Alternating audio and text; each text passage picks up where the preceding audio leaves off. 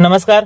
माळेगाव नगरपंचायत निवडणुकीत उमेदवारी अर्ज मागे घेण्याचा आजचा शेवटचा दिवस आहे. मात्र आज कुठेतरी कहाणीत या ट्विस्ट आल्याचं आपल्याला पाहावयास मिळतंय. कारण कित्येक अपक्ष उमेदवारांनी आपला बोजा बिस्तरा आवरलेला दिसतोय आणि त्यांनी पलायन केल्याची खात्रीशीर बातमी आपल्या समोर आली. त्यातच अपक्ष उमेदवारांनी आपले मोबाईल स्विच ऑफ केल्याने उमेदवारी अर्ज मागे घेण्यासाठी जे पाठपुरावा करणारे लोक आहेत त्यांची देखील तारांबळ उडल्याचं आपल्याला या ठिकाणी पाहावयास मिळतंय. उमेदवारी अर्ज मागे घेण्याकरिता अद्याप जवळपास 5 तासांचा कालावधी जरी शिल्लक असला तरी अपक्ष उमेदवार सापडून आले नाहीत तर त्यांचे मनसुबे मात्र फळाला येणार नाहीत असं चित्र या ठिकाणी दिसतंय. 3 वाजेपर्यंत ही प्रक्रिया चालणार आहे. त्यामुळं आज किती उमेदवार आपले उमेदवारी अर्ज मागे घेत आहेत हे पाहणं आपल्याला या ठिकाणी औचित्याचं ठरणार आहे. मात्र तोपर्यंत तरी आत्ताची ताजी अपडेट अशी आहे की माळेगावातील अनेक अपक्ष उमेदवारांनी गावातून पलायन केलेलं आहे असं चित्र या ठिकाणी दिसून येत आहे. जो मागील 4-5 दिवसापासून जो दबाव या उमेदवारांवर होता त्या दबावातून मुक्त राहण्यासाठी त्यांनी हा पवित्रा घेतला असल्याची देखील जोरदार चर्चा या ठिकाणी रंगताना दिसते.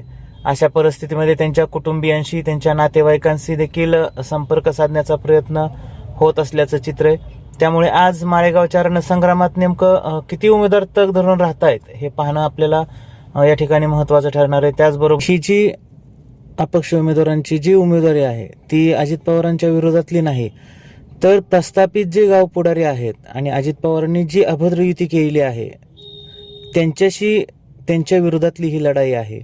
मागील 3-4 महिन्यापूर्वी जे माळेगाव सहकारी साखर कारखान्याच्या निवडणुकीमध्ये रंजनकुमार तावरेंच्या पॅनलचा धुव्वा उडवल्यानंतर यावेळी त्यांच्याशी युती करायची गरज काय पडली अशी भावना देखील या ठिकाणच्या अपक्ष उमेदवारांमधून व्यक्त होताना दिसते आणि त्यांच्याकडून स्पष्टपणे सांगितले जाते आम्ही दादांसोबत आहोत, दादांचेच आहोत. मात्र जो निर्णय घेण्यात आलेला आहे तो आम्हाला मान्य नाही.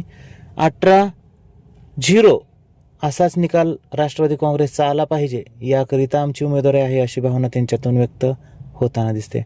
त्यामुळे भविष्याच्या गर्भात नेमकं दडलंय काय हे पाहणं आपल्याला औचित्याचं ठरणार आहे. त्यामुळं आज किती उमेदवारी अर्ज रिंगणात राहत आहेत हे 3 वाजेपर्यंत निश्चित होईलच. तोपर्यंत आपल्याला थोडी वाट पाहावी लागेल.